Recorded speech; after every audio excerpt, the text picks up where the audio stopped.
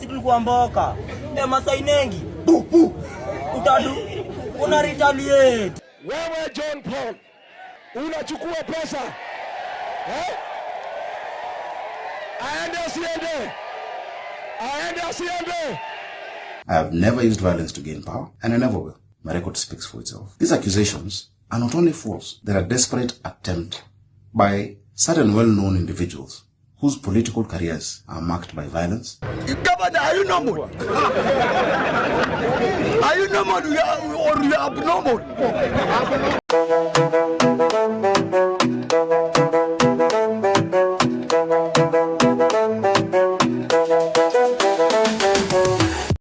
Good morning, good evening, good afternoon, good whatever time it is from wherever you're watching us from.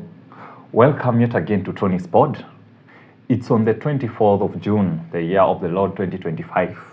A beautiful morning in the Nairobi outskirts, and we yet thank God for another beautiful day.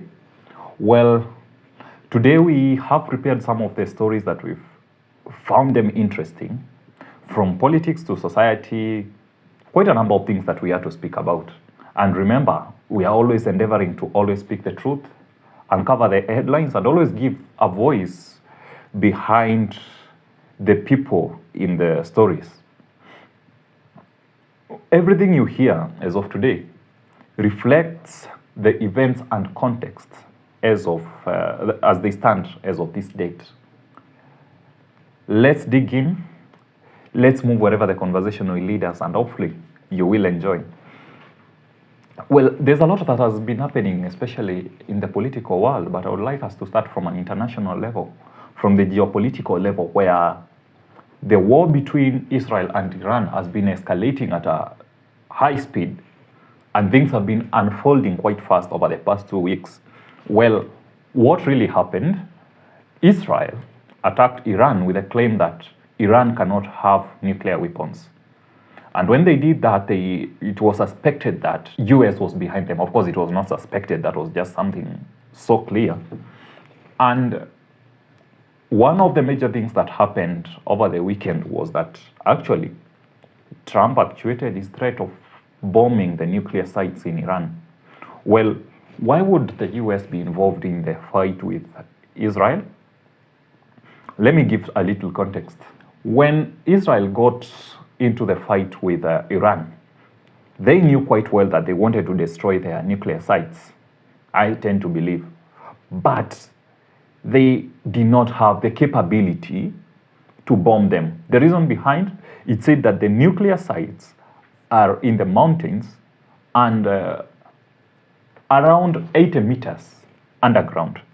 So Israel did not have a weapon that could actually obliterate these nuclear facilities. So they needed their big brother America, who has the equipment that would be able to facilitate such kind of attacks. Well, Trump hesitated and actually had threatened to be part of the bombardment or to be part of the fight. And he actually said that, he had actually previously said that he would take action within 2 weeks if there's no room for negotiation.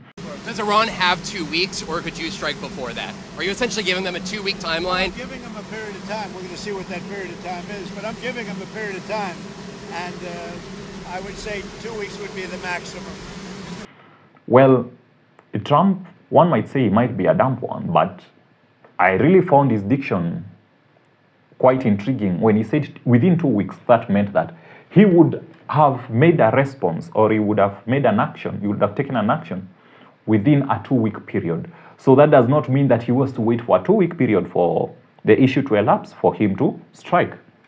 Well, things unfolded quite fast because as the war escalated and Iran seemed to be bombarding Israel a lot.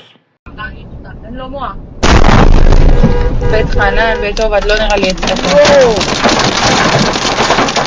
יואו, איזה פחד. מה, עינב? השם ישמור, איזה פחד. מה קרה? נפל לי ידי כמעט על הראש שלי. תהיל עכשיו. Trump felt maybe it's a little bit if I take time, then things might get worse. So he bombed them. And it's been a tricky situation because if you look at it, there are missiles moving on both sides. However, we don't have the full side, we don't have the full story of what is really happening in Iran. It says that the damages and the losses that Iran has suffered are far much worse than what the kind of loss that they've imposed on Israel. However, I'm a person who believes that in times of war, there are no winners or losers, because any life that we lose is a life too many. Any property that we destroy, you can imagine all those skyscrapers that are being grounded. How much money is that when it comes to economic loss? They've also talked about financial loss and all others.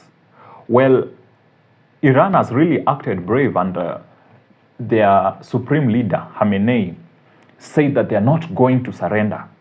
One, they are not going to surrender when they were imposed, when they are not going to surrender to imposed war or imposed peace. What is the context to this? He says that they were attacked first. They did not attack Israel first, so Israel attacked them first. Second, they are not going to accept that they should surrender, because they say they did not begin this war, and there can never be imposed peace. Well, I felt that quite brave, but from my end, I'm looking at it as a war of egos. I don't like war. I don't like violence in any form, from domestic violence to state aggression, like in this issue. Well, as things have been escalating over the past 2 weeks, I got to wonder, could this be potentially the Third World War? I could tell it definitely is. And I feel that Israel might have underrated Iran. Yes, they might say that they've won the war, or they might have their big brother US behind them. But would they really say that we've won the war against Iran? What are the stakes? Any life lost? Any property damaged? The time that we've lost, these people, the time that both countries have lost engaging in war, could have been used for other productive activities. Apart from that, we've had on the detrimental loss that the Iron Dome has suffered, losing quite expensive drones. As you've heard, there was an article I was reading that these drones, the defensive drones, are quite expensive as compared to the offensives. So there has been a lot of losses that have been suffered financially, economically, emotionally, physically. Quite a number of losses that have been suffered. And as long as the war continues keeping on, people will just continue suffering more. But I feel as Israel got to this fight, they didn't expect things to turn as the way they did. Maybe they thought that they were fighting against one of those militia groups that they're always fighting against, whether it's Hezbollah or Hamas. But Iran is actually a state that can actually protect itself. And got me wondering, what will be the end game? What will be the end goal? First, I started seeing a narrative that I don't really like, because Nelson Mandela once said that when these Western people want to kill you, they first begin by labeling you as a terrorist. After they label you as a terrorist, they start skirmishing your name, saying bad things about you, so that they have a motive to kill you. It happened with Saddam Hussein. They said he was a terrorist. Iraq wants to have a nuclear weapon or something like that. And then they did that, arrested him, hanged him. There was also the same case with Libya during the times of Omar al-Gaddafi. They also brought the same narrative and killed him. Then we had the recent one in Burkina Faso, where they tried to overthrow Captain Traore, but at least Traore was a few moves ahead of them and able to consolidate his power. However, we saw the same narrative where they are saying that this person is a terrorist, is funding terrorists, is using his country for the wrong way, blah, blah, blah, blah, blah. But now, Israel had chosen to first weaken their opponent.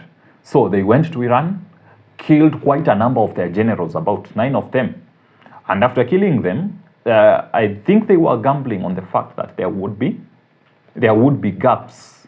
However, Iran has seemed quite smart at consolidating power. I was actually reading an article where they are saying that even if Khamenei gets killed, there is already a succession plan so that there is no gap between, there is no power gap.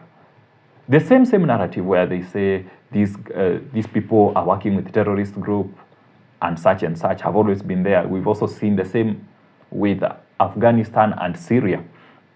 So as they talk about this and they went ahead to attack the governance system of the military. Well, it didn't quite work as they expected, because in as much as they killed them, Iraq was quick to make changes and retaliate. However, there was actually one guy I was talking about previously where he was chosen as the chief of staff and general of military, but it only took 4 days for him to be killed by the Mossad. Well, they said that they are going to get to Iraq, do it really fast, but there has been a retaliation. US went ahead to bombard the nuclear sites and actually said that now it's time for war, it's time for peace, not war. But I felt, are you not being unfair? Why would you stab me in the back and expect me not to retaliate? You just stab me in the back and then you say, no, brother, you can't fight. I've slapped you, but you can't fight back. You can't slap me back. Well, gone are the days when you get slapped on one cheek, you turn your cheek on the other one to get slapped. Right now, we are not living in that gospel of turning your cheek. We are living in the gospel of being shrewd as a snake, but wise as a dove. And I feel Iran did the same. They've been categorical on saying that we are not going to accept any imposed peace or any imposed war. Well, of course, the international community has to come in and look at it, see what is it they can do. Can there be peace?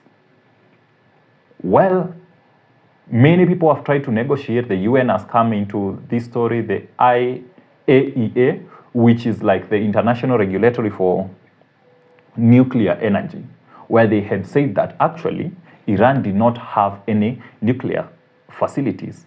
But now the problem is we are looking at it from the perspective of what are the American interests?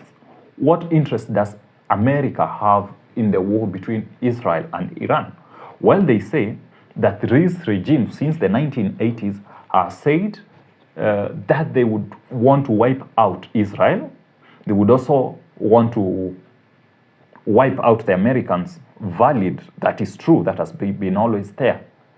However, in as much as they've said that, have there been moves towards the same? One would say yes, because you would be a fool to think that Iran is actually innocent in this.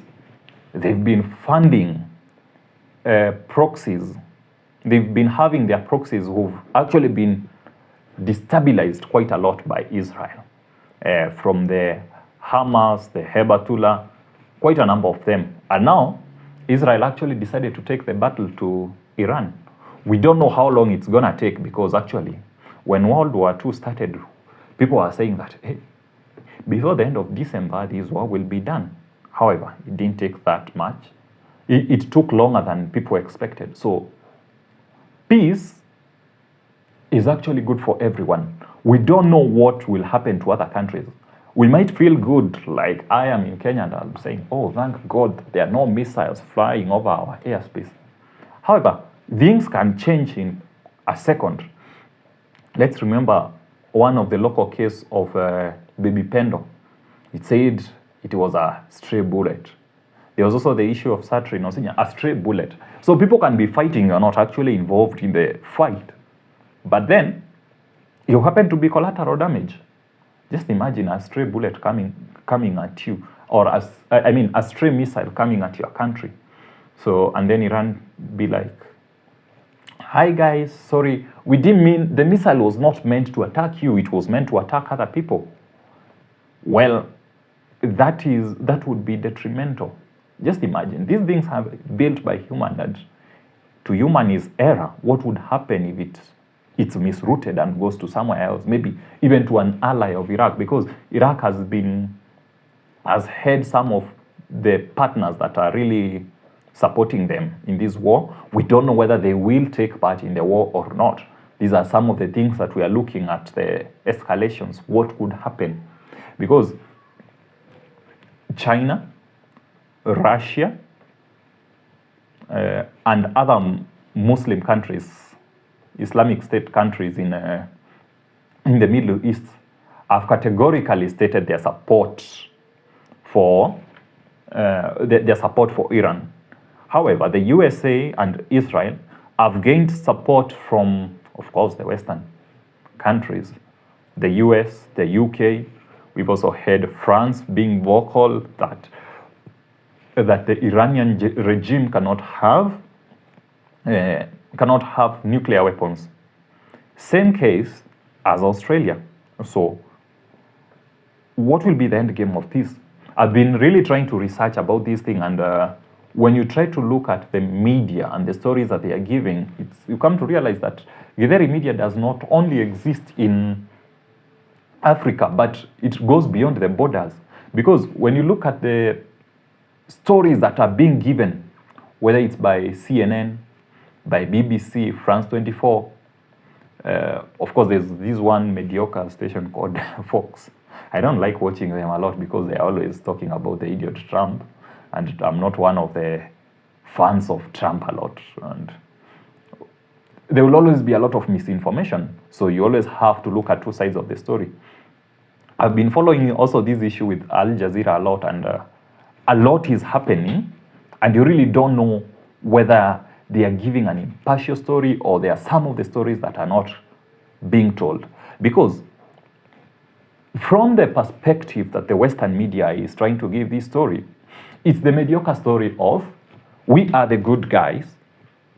These guys, the Iranians, are the bad guys. They are the terrorists. They are the ones doing all the bad things. But sometimes you get to wonder, is that really the case? Is that always the case? Well, that is not always the case, because we've seen Israel itself doing a lot of bad things. For example, the attacks in Gaza.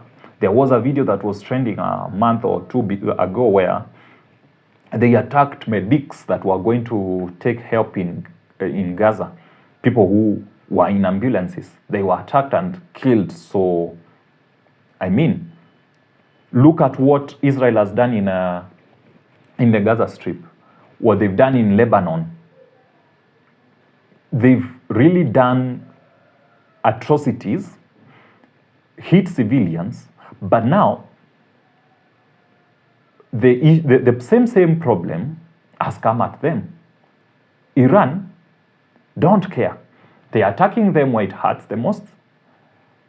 And whether Israel wins or loses this war, of which actually maybe they might win. I'm not rooting for anyone to win. I'm actually rooting for peace. But whether they win or lose, they will have suffered detrimentally from finances, losing people. It's hard to recover from war, because imagine something that you've built for over 20 years being grounded in one day, losing lives a lot. I was actually reading that their stock exchange had been hit. An airport of theirs had been hit. Well, they had retaliated and hit other 6 airports in Iran. But we just have to wait and see how it unfolds. Now, when Trump came in to this matter, we are looking at it. Might this become the Third World War? We just hope it doesn't, because we don't know whether Russia is going to back Iran or whether China will also decide to back Iran, because they are trading partners. They buy oil from They buy, both China and Russia buy oil from Iran. We just have to see how it unfolds. And for me, I feel like, in as much as we say that there were nukes that were bombarded, but I feel like Israel had the agenda of a regime change in their mind, and that's why they would go ahead to bombard the Israel state TV station. Imagine, Mwanamisi Ahmadi wa Iran was just reading news like I am, and then behind the scenes, boom, Masai mengi. So utafanya nini? Retaliate buda. Si tulikuwa mboka. Masai mengi. Utadu. Una retaliate. Retaliate. Una diglo.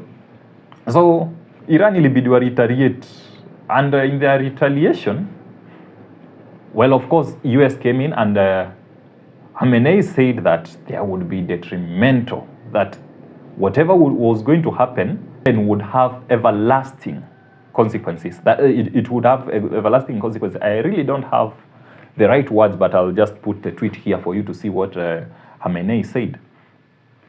And actually, after the US attacked, we saw an attack at the US base in Qatar.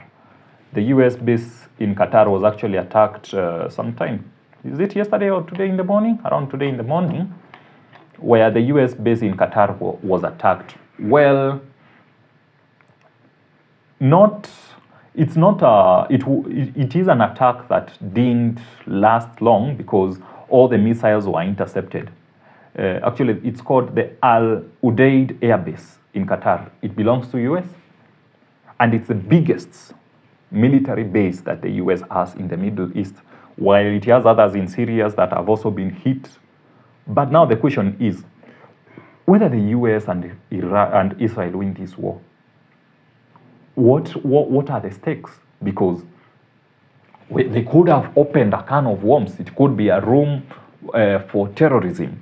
If you've watched one movie that I usually try to recommend, if you really have to understand on the motives of terrorism and a little bit of geopolitics, it's good to watch the movie Jack Ryan, season 1. In season 1, Jack Ryan is trying to investigate Suleiman, who is a terrorist from Lebanon. So Suleiman remembers how his mother died while he was young due to some bombing that happened to their home. And he could always remember what happened.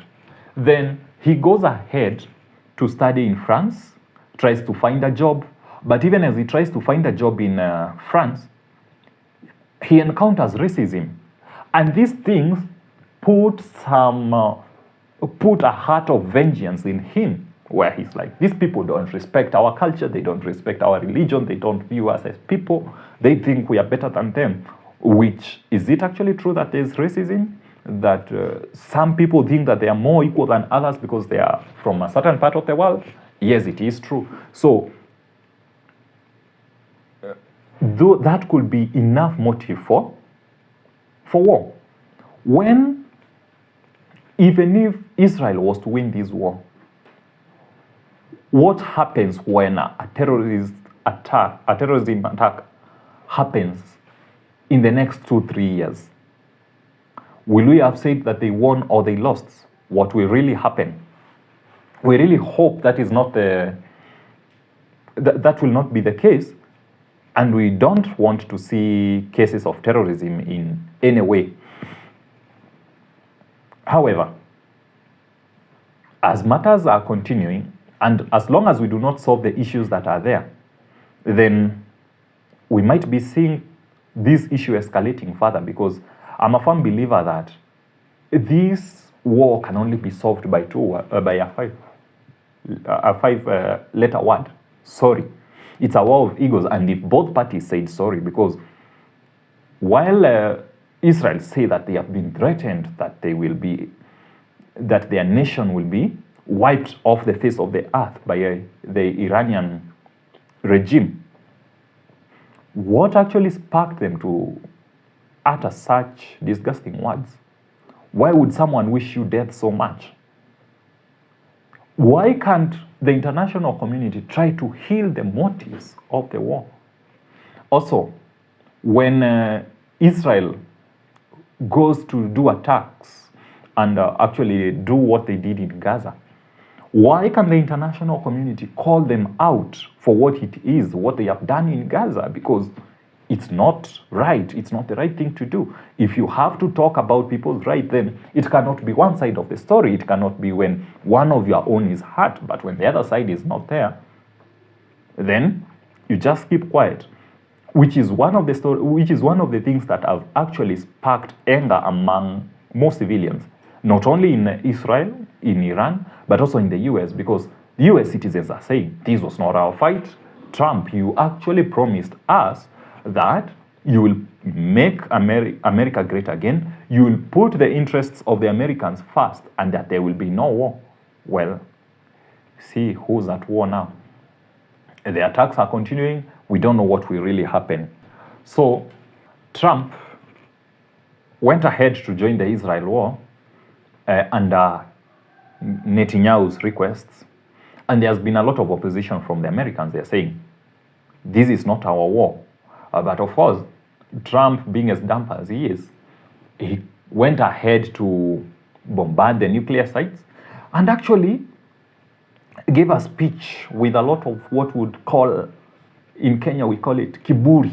Our objective was the destruction of Iran's nuclear enrichment capacity and a stop to the nuclear threat posed by the world's #1 state sponsor of terror.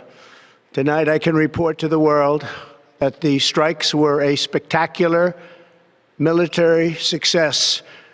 Iran's key nuclear enrichment facilities have been completely and totally obliterated. Iran, the bully of the Middle East, must now make peace.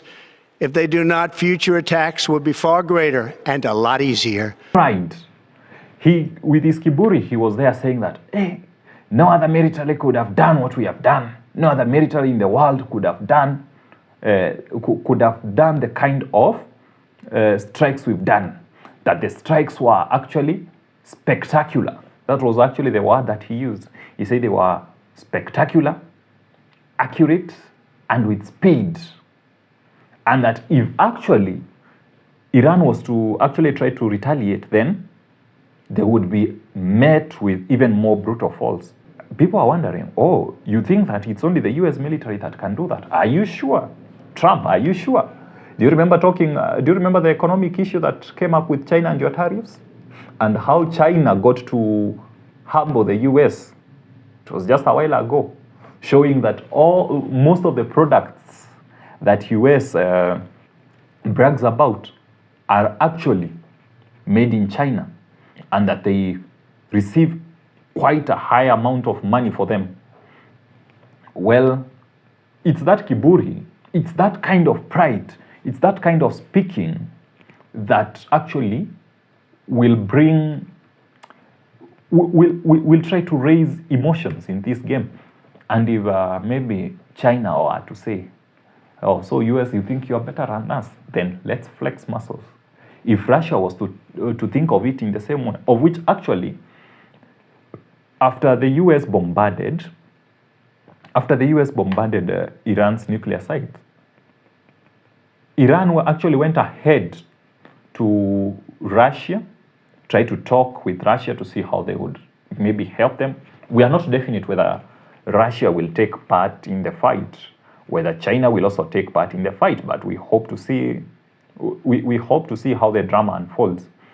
And while Iran looks cornered, they've actually said that they are not going to retaliate. And actually, one of the things that they've done, because war can be fought in so many ways apart from military action. So they are saying that they are going to cross the Strait, or I don't know, the Persian Gulf. It's called the Strait of Hormuz. Nika stretch Kenya. It controls around 20% of the world's oil production. If they are to block the Strait of Hormuz, or they are to close that strait, then it would mean that countries such as the UAE, Kuwait, Qatar, Iran itself, and Iraq would have challenges exporting their oil, and it's actually said that most ships move there, and some of the countries that would suffer if that strait is closed include China, other countries such as Taiwan, Australia, all these countries that import oil. If the Strait of Hormuz is to be closed, then we are looking at a disruption in the supply chains. What would it happen? I'm a fan of, I've always looked at everything from an advantage and a disadvantage. Well, the disadvantages of war are detrimental, but there comes quite a number of evolutions. We can remember like the Industrial Revolution that happened after World War II. After this World War and there is a disruption in the supply chains, what will happen? Remember what COVID did, and there was a disruption in the supply chains. And actually, as we are continuing to heal, there has been quite a lot of changes and economies are changing. Right now, I don't feel that the US has the upper hand as it always used to say, as it always used to do. Like right now, it's not in the 1940s or 1950s where you'd say you have you have a monopoly of violence over every other person. You can do what you want, like they did in Japan, where they attacked with atomic bombs and then say, oh, it was so bad, let the war stop at that. This was so bad. Well, the other countries who have always been in the global south, they are catching up and they are questioning the status quo. Because look at Iran. Despite being sanctioned by America, they've been actually trading and they've moved quite ahead with their trades. But now, let's go back to Trump and his kiburi. Trump says that Iran should not retaliate and that they should come back to the negotiating table. Iran say that they never left the negotiating table. So this puts Trump in hot soup because this gives proper reason for impeachment. Will he be impeached because Americans are saying that this is not their war? We've seen that the issues have started beginning in Senate and they are discussing on Trump's actions, saying together with Netanyahu's action. Listen to what this senator had to say. Let's start with Billy Sanders. Listen to what Billy Sanders had to say. Supporting Netanyahu's war against Iran would be a catastrophic mistake. Instead of going to war, Trump must work with the international community to rein in Netanyahu and urgently push for a diplomatic solution. Well, Trump says that there's no other military that could have done what the US have done. But US are wondering, is this our war really? They say no. Did we have any motive? No. Well, threats is actually a motive, but how long ago was that threat? Because Israel has always been saying from around 20 years ago, 22, that Iran is almost on the verge of making a nuclear bomb. The story has never changed. They are only 1 year away, less than a year. Listen, look at this footage. Listen to what Netanyahu had to say.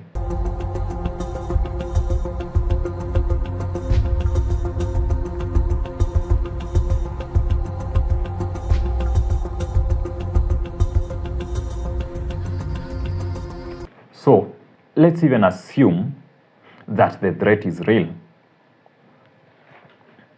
Was the solution bombarding? Because it said that actually Russia are allies to the nuclear program that is in Iran. So the fact that there are other nations that are aware of the nuclear programs, and Iran has actually said that the nuclear programs that they hold are not for actually making weapons, but actually as for creating energy.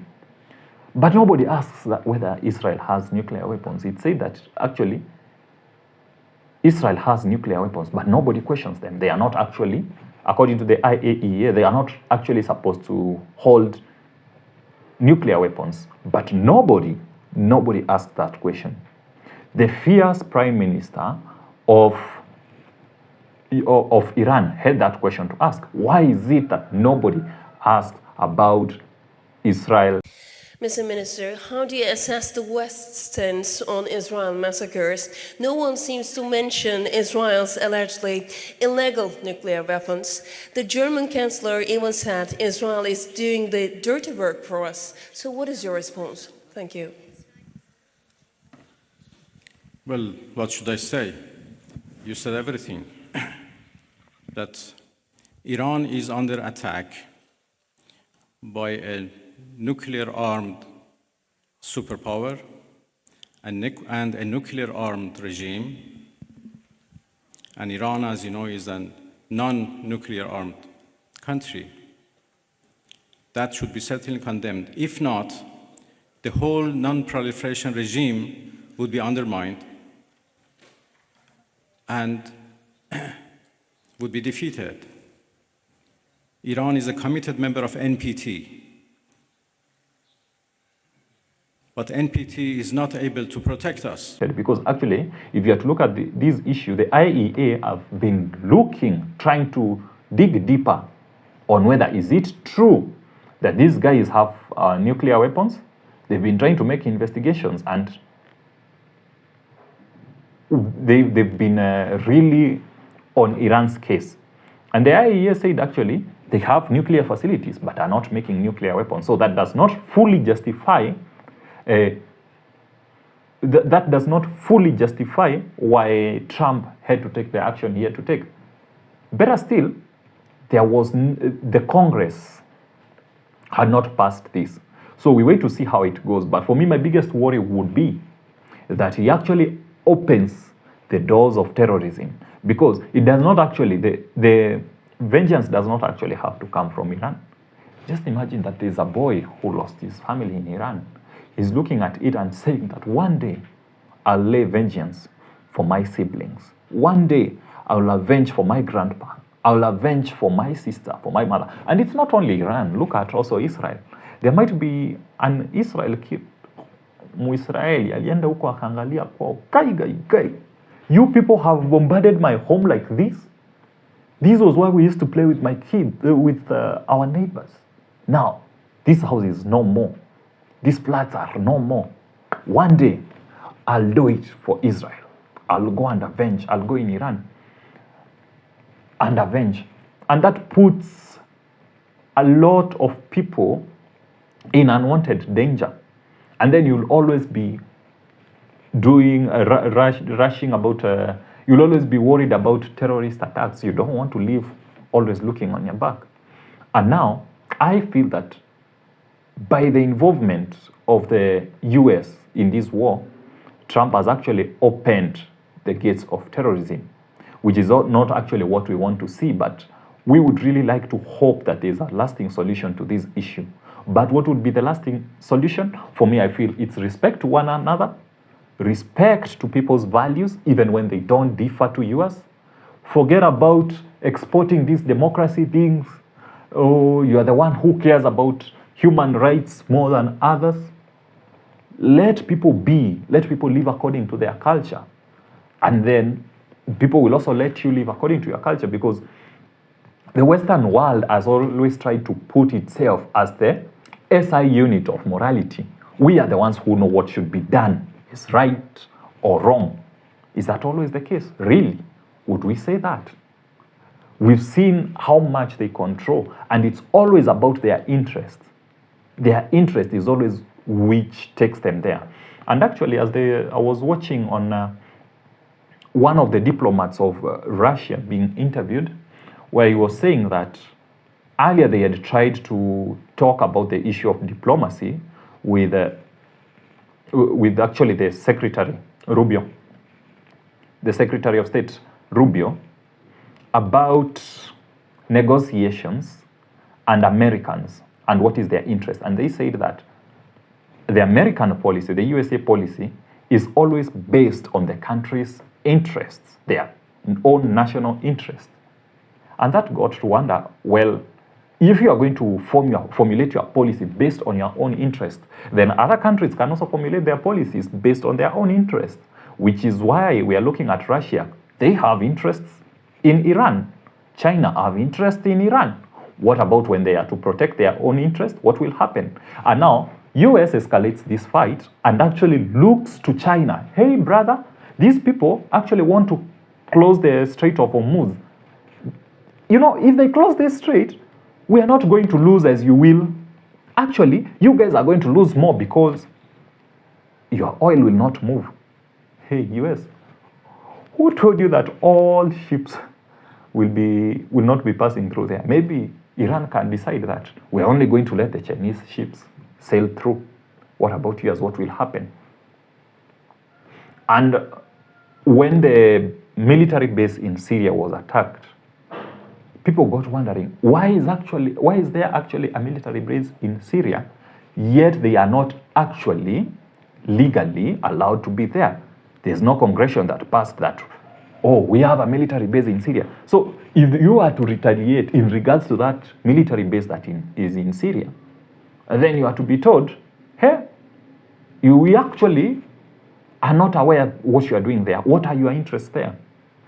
We've seen the same with Africa, where we are having military base, American interest, UK interest, French interest, and it's always economic, stealing resources from these countries and always crippling the economy.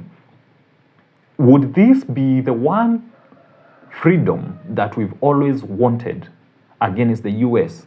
Could this war be just that one thing that helps everyone go back to their home? Let everyone live at their own place.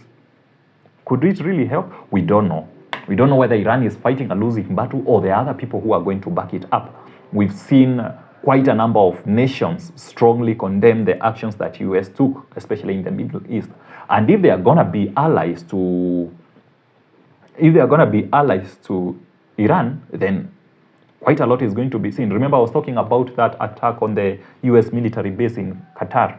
Although there were some mild missiles, we don't know whether it was intentional or not.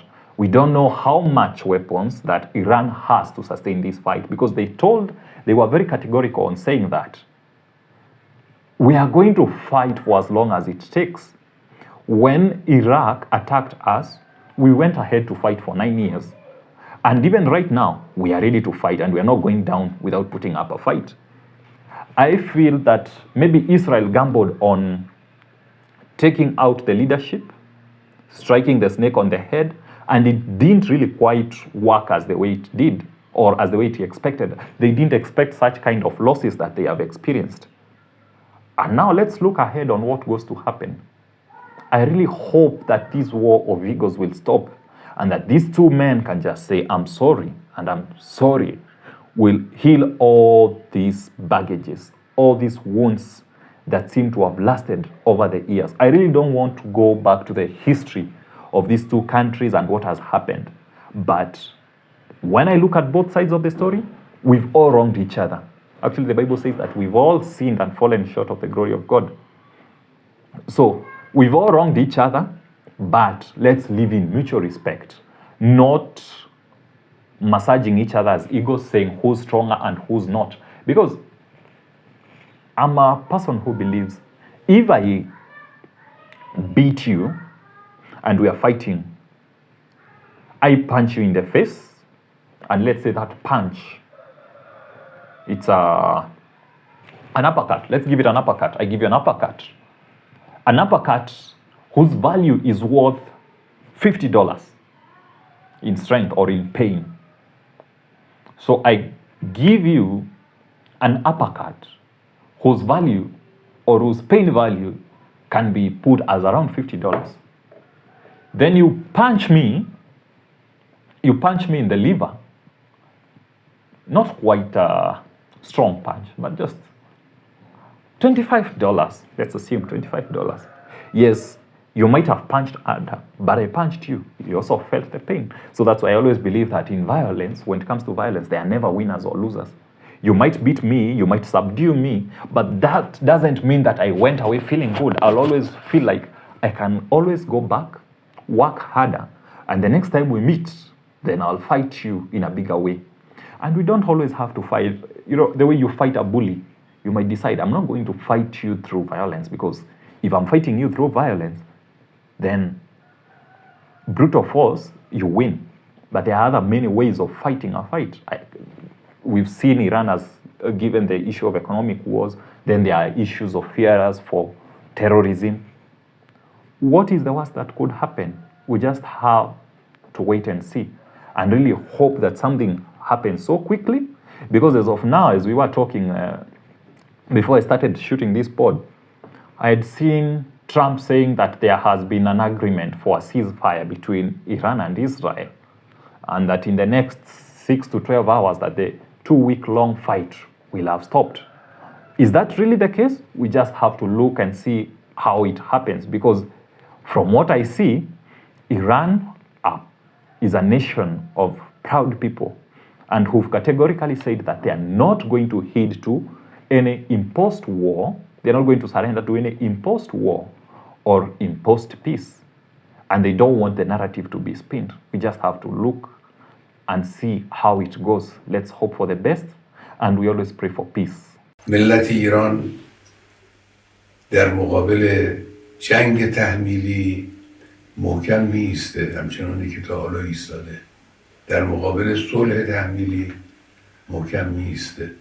ملت ایران در مقابل تحمیل تسلیم هیچ کس نمیشه.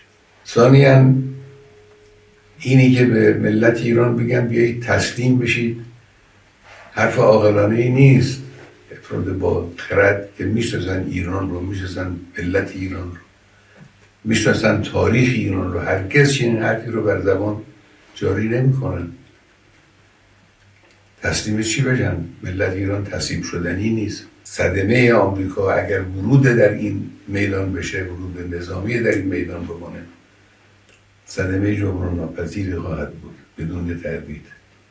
June 25th is here, loading 80%, 90%, headed to 100, with less than 24 hours to June 25th, one of the days that I believe will be a national holiday.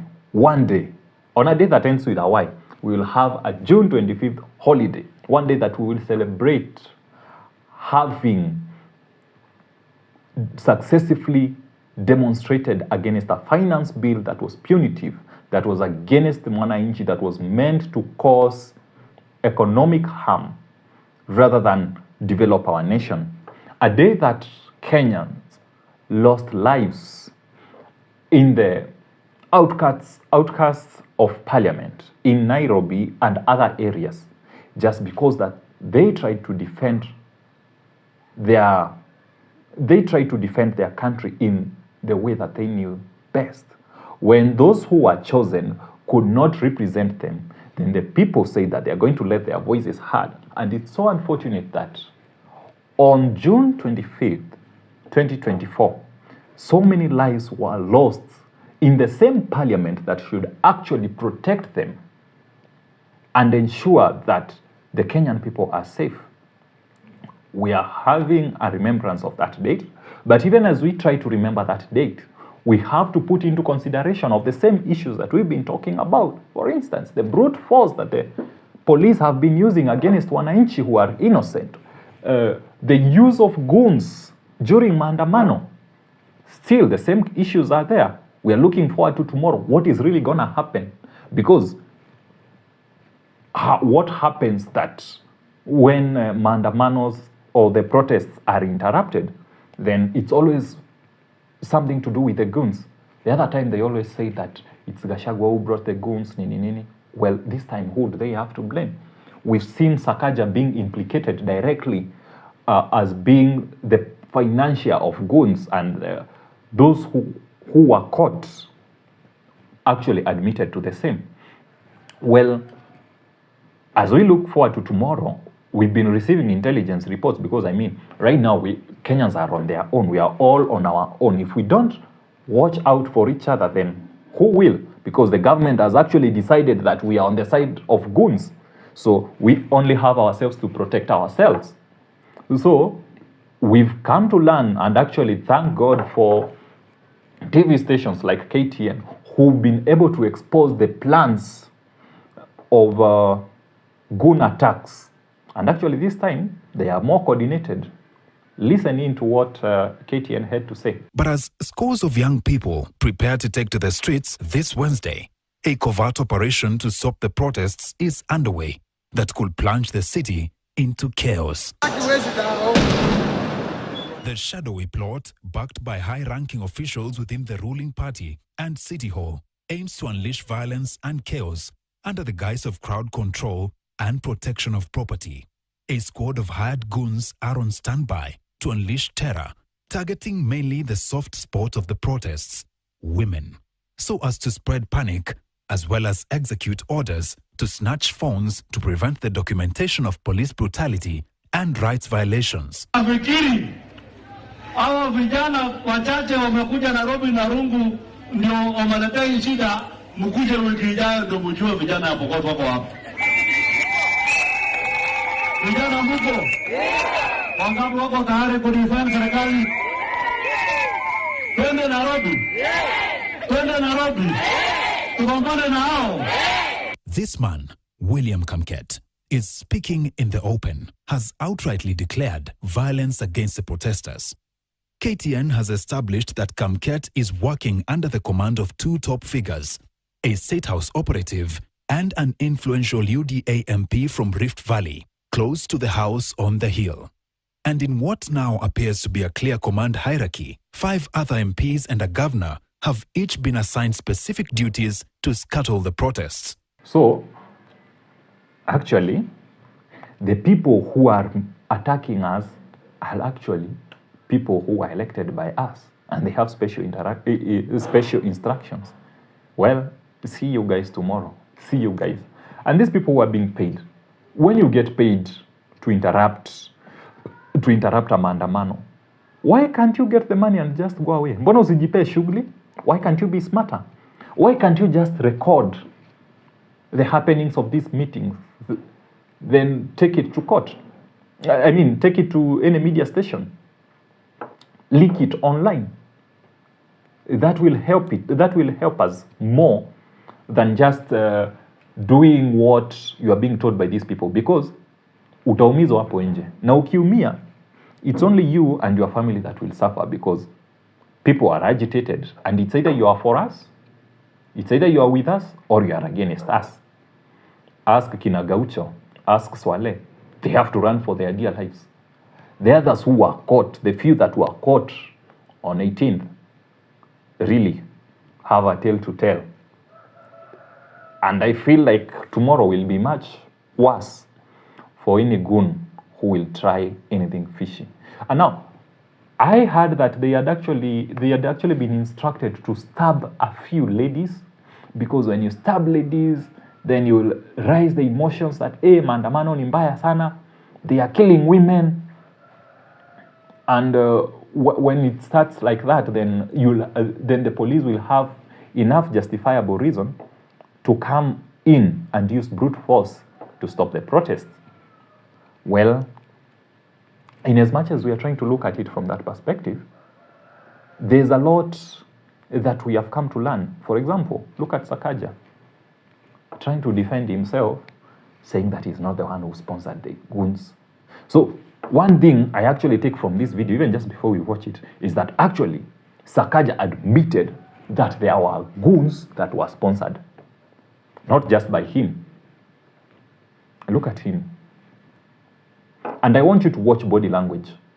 Look at the body language. There's always a way you can tell that someone is lying. So I'd really want us to look at Sakaja's body language. Akiongea hapa.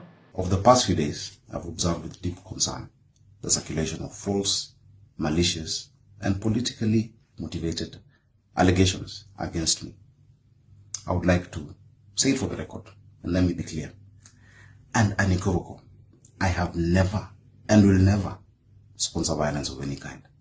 My entire political life has been anchored on siasa safi, which upholds human dignity, the rule of law, and the democratic rights of every Kenyan.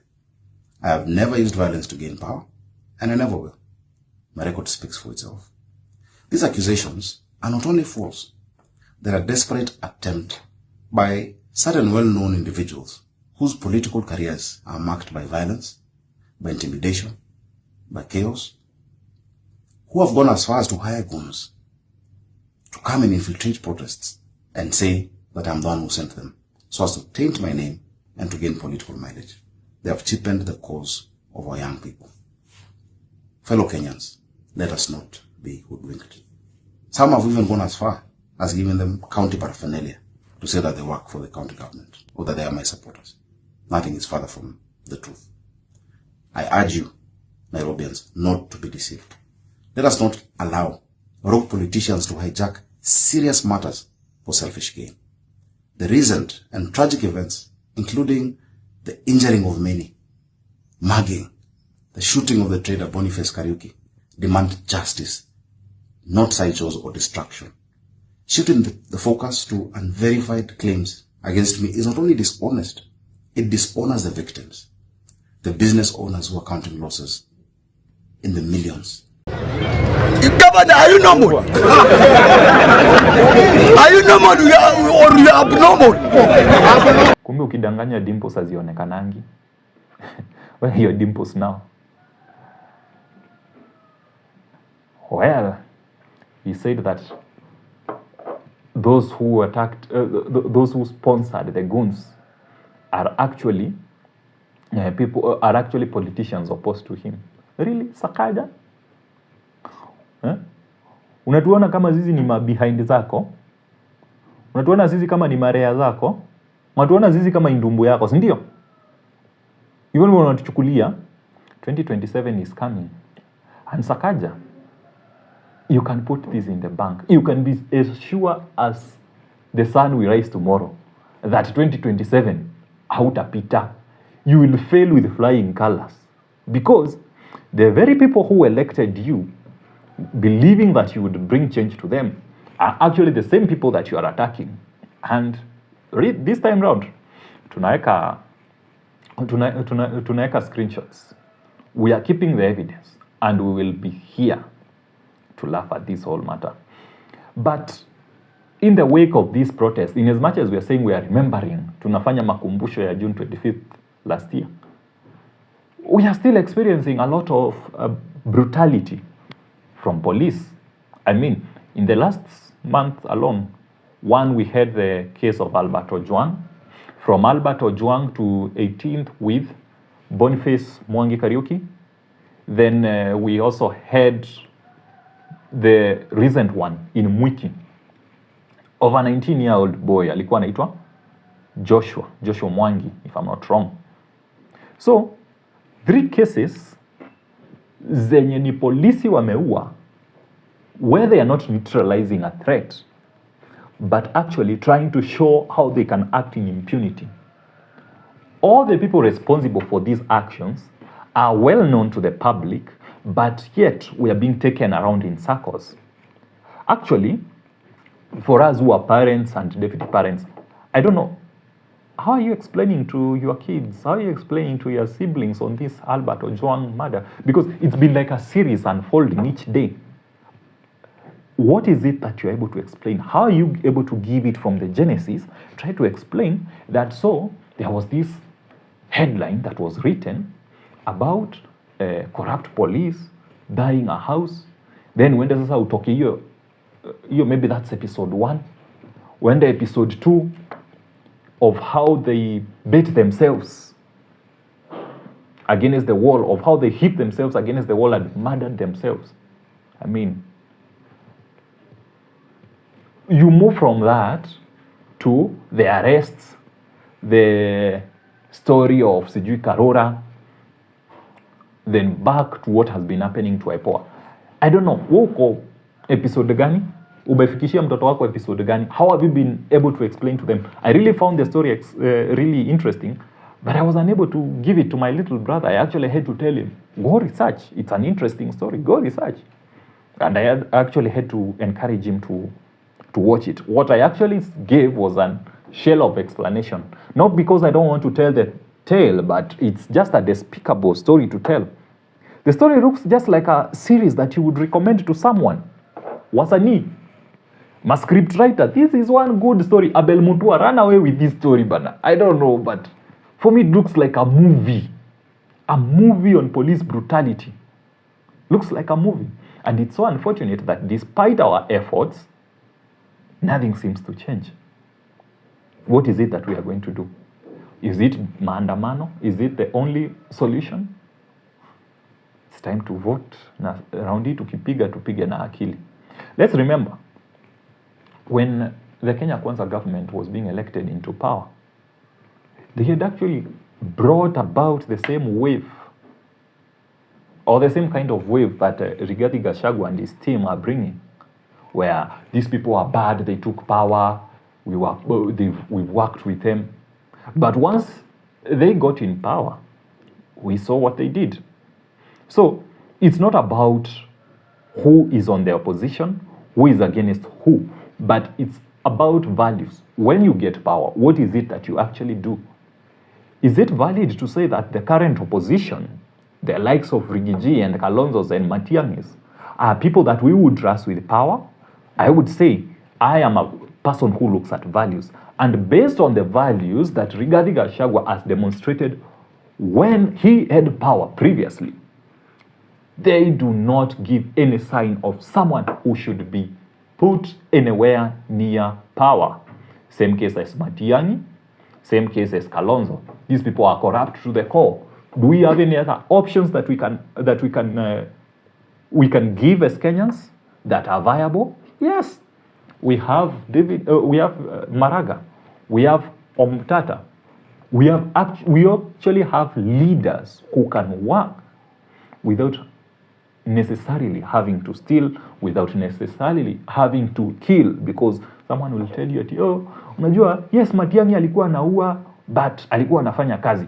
Do you have to, just because you are working, does it mean you have to kill people? You don't have to. You can always do the right thing. And if we talk about values, then David Maraga is one bold man who I feel, the fact that he was able to overturn an election during his tenure as CJ, he would be one man that would take those bold decisions. We don't have to take leaders who are always taking us through an emotional roller coaster all day or at all times. We don't have to. We always have a better option. But since Kenyans, we've always relied on tribal politics, then if it's the tribal politics game that you want to talk about, then here we go. Personally, I want to categorically say this. I am a political commentator. I love politics. I like commentating on politics. You might see me saying something that is pro Gachagua, pro Ruto, but that does not necessarily mean that I support any of them. Well, today, as we look forward to the maandamano, I'm also looking at the kind of damage that Gachagua is implicating on the Kenya Kwanza government. Recently, he had a rally in Meru, so successful in Mr. Yesmans, the minister of Soprano. And that rally was so successful, and it shamed the president really, really hard. And listen to what Gachagua had to say. He says that even that the president could not go to church because he was so agitated. That is according to Gachagua. Listen to what he said. Nimeambiwa na watu yako unapigia kila mtu kelele. Ni stress. Ile ulitoka nayo Meru. Hata leo umesema uende kanisa. Sasa, I want to promise you, William Ruto, today, even if you spend 100 billion in this mountain, even if unalipa vijana watufungie barabara, hata ukitukataza kwenda makanisani, hata ukifanya nini, this mountain is gone and gone for good. Politicians have different styles of politicking. And one thing I've always liked about Gachagua is his fearless, combative style of politics. It's not one of the best methods of handling politics, but always you want those people who are bold, who are fearless, and who can cause that kind of detriment And everyone is always worried about him because he's one person mwenye I look at him and how he speaks and I wonder, if this person is able to speak this way against the president, how about the random housemaid in his house? Just imagine you are Gachagua's driver and then you just do the wrong thing. Unadhani utapokea msomo aina gani? Well, I'm so happy with Rigathi because what we are trying to do is get Kasongo out of government. And as long as we are in that, we are together. Anyone who is against Ruto, tuko pamoja. We are working together. I don't mind whatever differences we have, but if that is the only option we have, if Gachagua is the only option we have, that Ruto has to go, then let it be. And one thing about Gachagua is his politicking style. From high cousins to high brother, high sister. He's raising the stakes higher. And hate him or love him, he's just doing what he's supposed to do. He's keeping his house in order. He's locked the Mount Kenya region and been able to demystify the fallacy that there can be Mount Kenya East and Mount Kenya West. He's trying to put the mountain together and he's been able to move to other regions trying to bring people together and lock out Ruto of the tribal mathematics. So yes, we are moving away from tribalism, but because we Kenyans, deep down, we are still tribal, then what harm would it cause for someone like Gachagua to continue locking out the president and ensuring that come 2027, we make a very big win. We win with such a high margin that no one can rig those elections. You can remember, like in 2002, when Moi was winning against, when Mwai Kibaki was winning against Uhuru, was MO1's project at that time, MO1, the Master of Idiots, Moi. Uhuru was MO1's project at that time, and Mwai Kibaki was voted overwhelmingly, such that it was so difficult for Moi to do anything. And actually, listen to what Ruto had to say, that they actually didn't believe that that Moi would give power. They actually thought that there was something that was going to happen, that he was going to change things. But they were actually surprised when he said that let Uhuru give a concession speech. So, mimi hana kivingine, amefika mwisho ya hii sarakasi. Unajua 2002 Rais mstaafu alituambia hajawahi kushindwa na tutashinda uchaguzi wa 2002. So kila mtu ambaye tulikuwa wafuasi wa KANU siku hizo tulikuwa tunaamini haiwezekani, tutashindwa namna gani Moi akiwa pale, ite haiwezekani, lazima kuna namna, kuna mbinu fulani kuna namna fulani itafanyika hapo mwisho, alafu tutashinda. Mahali tumeketi hapa leo, mahali sisi tumeketi hapa, tulikuwa tumeketi hapa 2002, TV ilikuwa kona hapo. Sasa tunaangalia hii TV tunaangalia TV, tunaona sasa hii hesabu imeharibika kabisa. Lakini watu hawakuamini, bado walikuwa tu na imani. Sasa mpaka mjamaa mwingine anaitwa Sirma tulikuwa tunaketi naye hapo, kaniuliza, na hii TV Moi anajua vile hii TV inaso, ama mbona hii kitu itabadilika namna gani? so kidogo bado tunangojea miujiza ifanyike. Rais mstaafu mwenyewe akatoka kwa hiyo mlango iko hapo, akasema okay, tukasimama. Akaniuliza, wewe William, wapi Uhuru? Kumwambia hako nyumbani.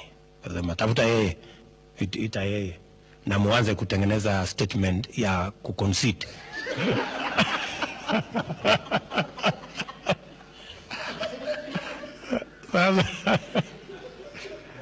Sasa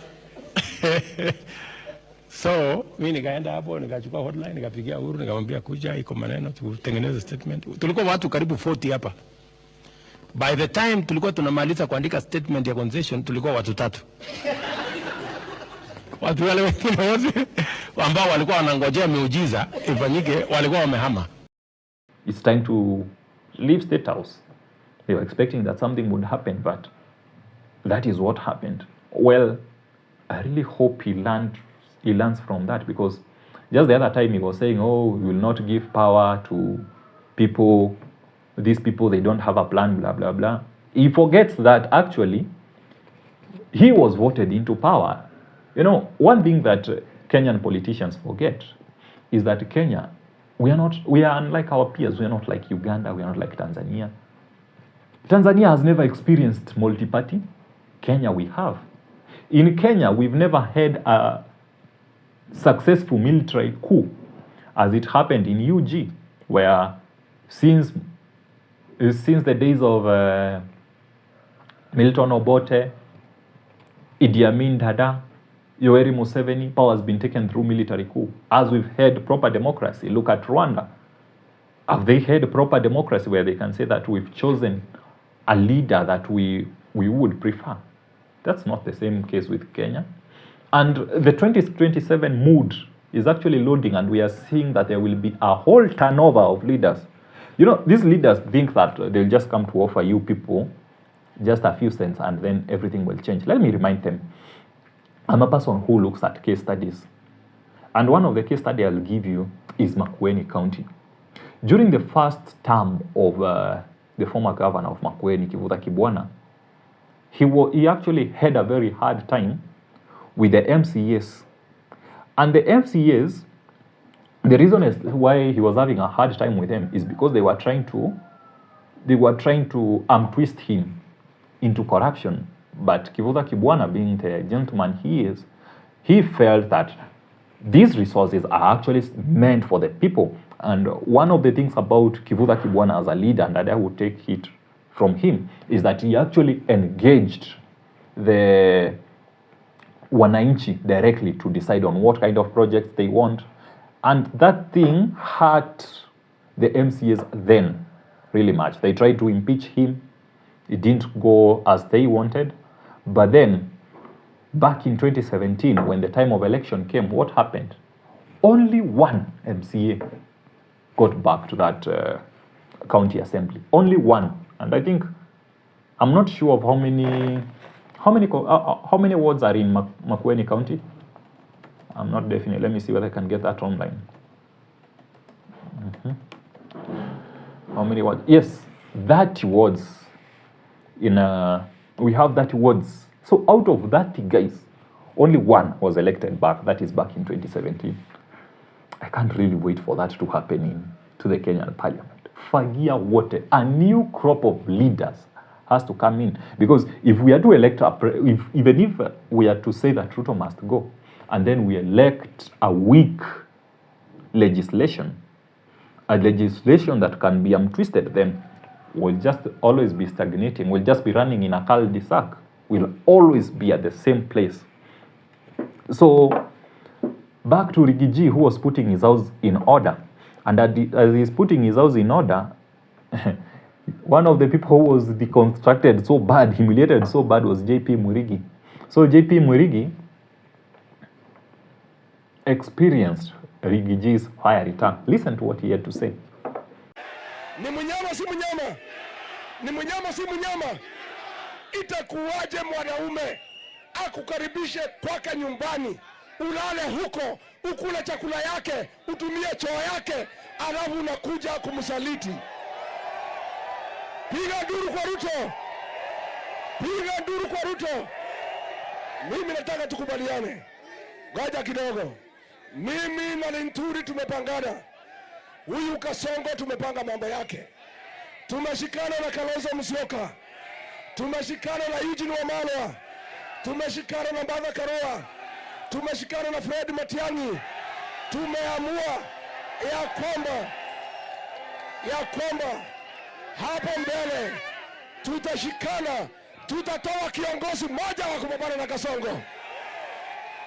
Harambee! Tutoe mtu mmoja.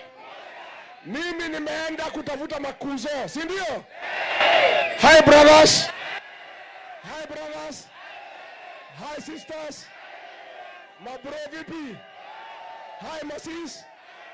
Mimi nimekuja hapa na mnajua mimi ni mtoto ya mawa, si ndio? Mimi ni kianda kia mware, si ndio? Si hapa ni nyumbani. Mumenipatia ruhusa nikatafuta makazi, nitafuta makuzo. Na nyinyi mabrathe na masiste mchunga nyumbani. Mutachunga nyumbani? Sasa niulize, ngoja kidogo. Wewe John Paul, unachukua pesa aende asiende?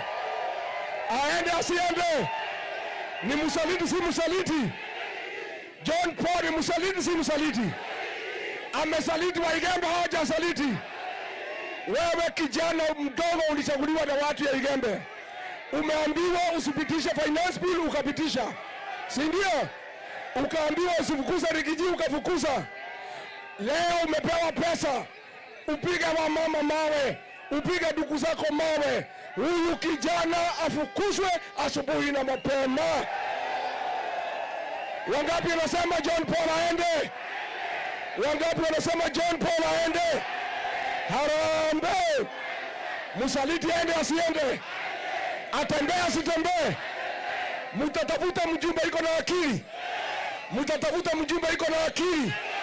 Hao wajumbe ya Meru wanabebewa akili na Kasongo. Harambe! Harambe! Hi bro! Hi bro! Hi sis! Hi sis!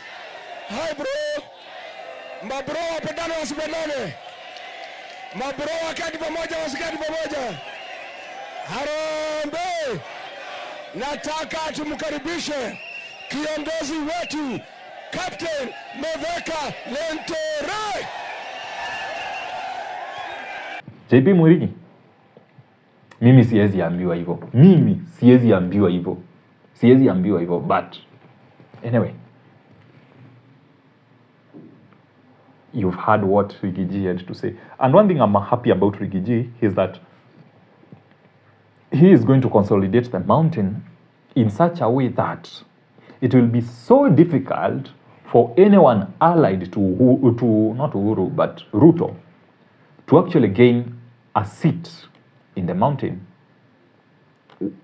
Or also in the county assembly. The mood has changed in the mountain. So as long as you don't have the numbers in legislation, you don't have the numbers backing your party, then it's your loss. So I'm looking at it from the perspective of, I really don't like Rigiji, but at the end of the day, the end justifies the means. The kind of rally he did in Meru, if I was in the Kenya Kwanza government, I'd be so worried. The man that you impeached, thinking that he's just done and dusted and he will just be forgotten, coming to do such kind of damage, just reminds me that the stone that was rejected has actually become the cornerstone. The stone wichi Gachagua, the stone wichi the mbiunda osi rejected. I rejected Gachagua, now he is here stabbing them in the back, and as long as he is continuing this way, then for me I'm like, let's continue. And I'm clapping for him, because from what we've seen, Ruto is not one man we should have trusted him with power. And that's why I was saying that Ruto might think that he can handle Kenya like Uganda or TZ, but we are a different crop of people. Sisi, hizo mambo za military action, they don't happen here in Kenya. Mambo ya overthrow government, it was attempted once during the Moi era. And those people actually regretted.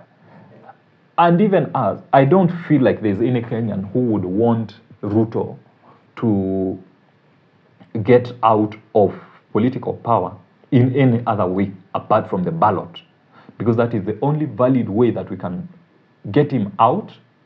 And we don't want to interrupt him, let him do whatever he has to do. Because any change that can happen in between will be just detrimental to our country. Remember, it's always better to have a bad government than to have no government at all, which is the reason as to why we've actually seen many countries against Israel's thought that they would move towards eliminating the Iran's regime, because we've seen what happens after you topple a government, or after you are done with a government, and you say that if this regime, there was that same issue with Libya, with Iraq, where they would say that if this regime goes, then it's better for the world. What happens to that country? Look at Libya. It's just a shell. It's a shell of its former self. Nothing has ever happened again. Just taking steps backwards. Same case with Iraq. So it's always good to have a government, whether bad. But at the right time, we can always elect a government. We don't want to have a situation where we don't have a government at all, because that will be in a state of anarchy. Let's hope tutavumilia until 2027, and something can at least change these people so they soften their heart, stop killing us, and at least do the right thing. But at the end of the day, all we have to do as of now is to keep talking, keep exposing the evils. I'll leave you with a quote from Martin Luther King, where he says, on the dangers of silence, because I believe that if Kenyans, we were silent by now, a lot more would be happening. A lot of bad things could be happening, but as long as we are talking, then it means we are keeping the government in check. You who is always silent, who says that, oh, I'm not going, mimi spendi mambo ya siasa, I don't like talking about those things. Nini. Remember that Martin Luther King says, there comes a time when silence is betrayal. Our lives begin to end the day we become silent about the things that matter. In the end, we will remember not the words of our enemies, but the silence of our friends. So, if you are there silent, seeing what the government is doing against its own people, na umenyamaza tu, just remember, you are a betrayer. You are betraying the system, and don't come to tell us that you don't like anything to do with politics or upendi kuongea mambo na siasa. Your silence is actually enabling the government to continue doing the bad things that they are doing. The more you talk, the more they know that the fear is gone. And remember, when we lose our fear, they lose their power to do those things. So let's keep on keeping on, hoping that by 2027 things will get better. And if they don't get better, we will not just vote a leader out, because the game is not just to get Ruto must. It's not Ruto must go, but who comes in.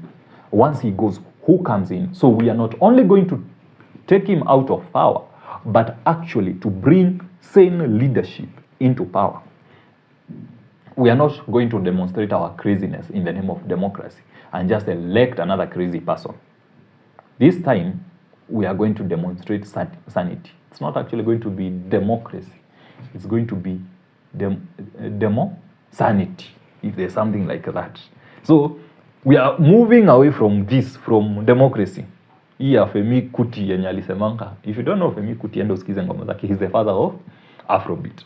So, for him, he saw democracy as demonstration for craziness. And don't you think it was crazy for us to demonstrate that Ruto is the best thing that has ever happened to Kenya after sliced bread? In 2022, we were there voting for Ruto, hoping that he would do something good. Those of us who actually had spoken against this man and said that he is just a sheep in wolf's clothes, tulipata mashida mingi sana, kutusiwa nini. By that time, I had never thought in my weirdest thoughts that I'd be sitting here yapping alone behind a camera nikijiongelesha kama mwenda wazimu in the name of a podcast. I never knew that I would be shooting a podcast, but those who know me already knew that I was not for Raila, neither was I for Ruto. And when I actually saw that these were the only two options that were there in the ballot, I made a deliberate decision not to vote. And I take sole responsibility of the things that are happening in Kenya, because I chose to be silent. I, however, decide that I will never be silent again, because I've seen what it has done to us. But do I feel that Raila would have done a better job? I don't know. Because I look at Raila, we've labeled him at the father of democracy. But really, is he the father of democracy? I think that's the greatest fallacy that our parents ever sold to us. What's a fallacy? You may ask.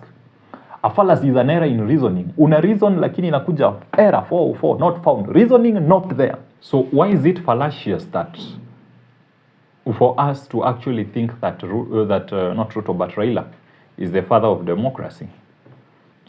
He was recently caught talking about how he regrets that Adani lost the airport deal.